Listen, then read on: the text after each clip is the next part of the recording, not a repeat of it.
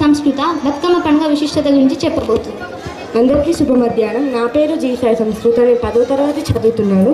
ఈరోజు నేను బతుకమ్మ పండుగ గురించి, ఈ పండుగ 9 రోజుల గురించి, బతుకమ్మ ప్రాముఖ్యత ప్రతిష్టత గురించి చెప్పాలనుకుంటున్నాను. తెలంగాణ రాష్ట్ర మహిళలు ఆడుకునే పూల పండుగ, సంస్కృతాలను పద్ధతులను చాటి చెప్పే ప్రాచీన పండుగ బతుకమ్మ పండుగ.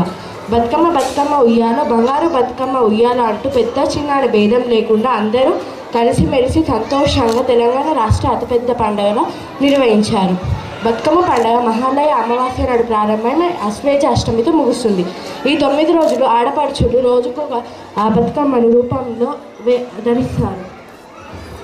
ఈ 9 రోజులలో మొదటి రోజు ఎంగిలిపూల బతుకమ్మ, 2వ రోజు అటుకుల బతుకమ్మ, 3వ రోజు ముద్దపప్పు బతుకమ్మ, 4వ రోజు నానబియ్యం బతుకమ్మ, 5వ రోజు అట్ల బతుకమ్మ, 6వ రోజు అలిగిన బతుకమ్మ, 7వ రోజు వేపకాయ బతుకమ్మ, 8వ రోజు బెల్లముద్ద బతుకమ్మ, 9వ రోజు సద్దుల బతుకమ్మ.